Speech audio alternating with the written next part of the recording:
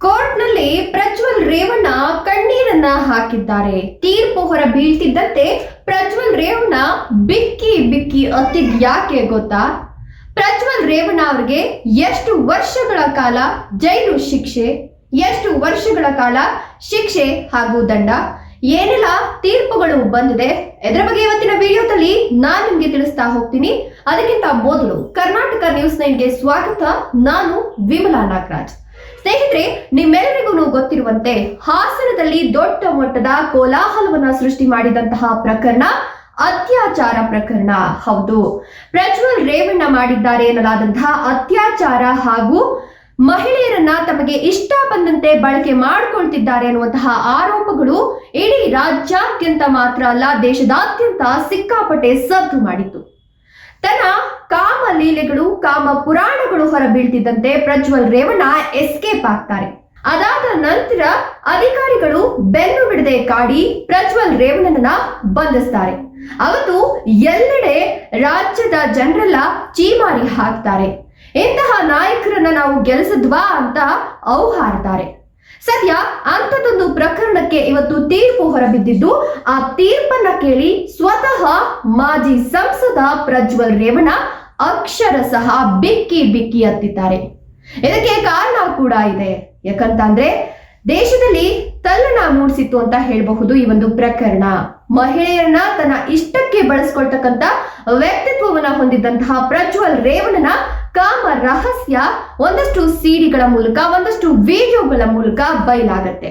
So ಇವತ್ತು ಅಂತ ಪ್ರಕರಣಕ್ಕೆ ನ್ಯಾಯಾಲಯ ತೀರ್ಪನ್ನ ಕೊಟ್ಟಿದೆ.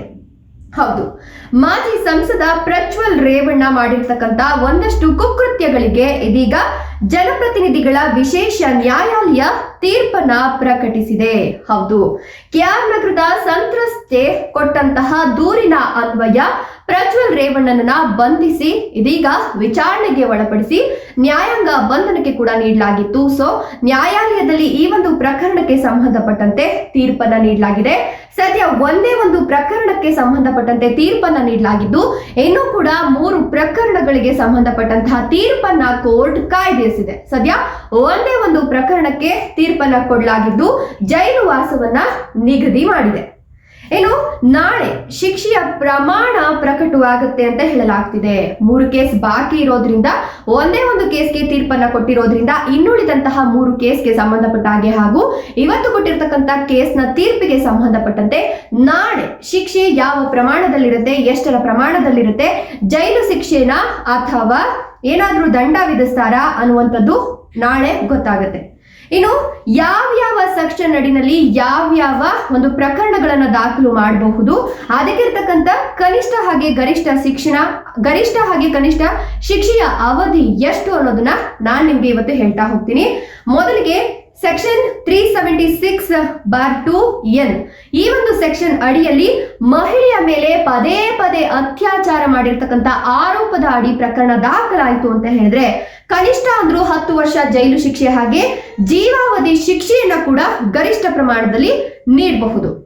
ಇನ್ನು ಸೆಕ್ಷನ್ 376(2)(k) ಈ ಒಂದು ಸೆಕ್ಷನ್ ಅಡಿಯಲ್ಲಿ ಪ್ರಾಬಲ್ಯದ ಸ್ಥಾನದಲ್ಲಿದ್ದು ಅತ್ಯಾಚಾರವನ್ನ ಮಾಡಿರುವಂತದ್ದು ಅಂತ ಉನ್ನತ ಮಟ್ಟದ ಸ್ಥಾನದಲ್ಲಿ ಇಟ್ಕೊಂಡು ಮಹಿಳೆಯರನ್ನ ತನ್ನ ಮನೆಗೆ ಕರೆಸ್ಕೊಂಡು ಅತ್ಯಾಚಾರ ಮಾಡಿರ್ತಕ್ಕಂಥ ಆರೋಪದ ಅಡಿ ಏನಾದ್ರೂ ಕೇಸ್ ದಾಖಲಾಯಿತು ಅಂತ ಹೇಳಿದ್ರೆ 10 ವರ್ಷ ಜೈಲು ಶಿಕ್ಷೆ ಅಥವಾ ಜೀವಾವಧಿ ಶಿಕ್ಷೆ ಕೂಡ ವಿಧಿಸಬಹುದು.